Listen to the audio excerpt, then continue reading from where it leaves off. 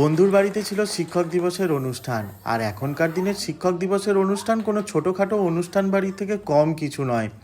এলাহি একটা আয়োজন চলে। আমাদের সময় এইসব অনুষ্ঠান তো আমরা দেখিইনি। খুব বেশি হলে আমরা পেতাম দুটো পার্লেজি বা মেরি বিস্কিট, বা খুব বেশি হলে দুটো দানাদার বা একটা বাপুজি কেক। এখন তো খাবার দাবারের ভোলই পাল্টে গেছে।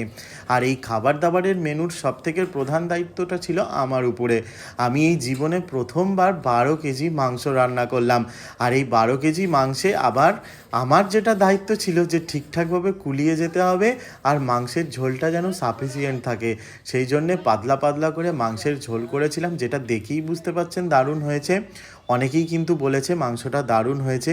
জীবনে একটা প্রথমবার কিছু করলাম যেখানে এতজন মানুষ খেলো, আর খেয়ে সবাই ভালো বললো। এটা কিন্তু একটা বড় প্রাপ্তি ছিল। অনুষ্ঠানের মধ্যে থাকলেও কিন্তু আমাদের ভুললে চলবে না, we want justice for Tilottama.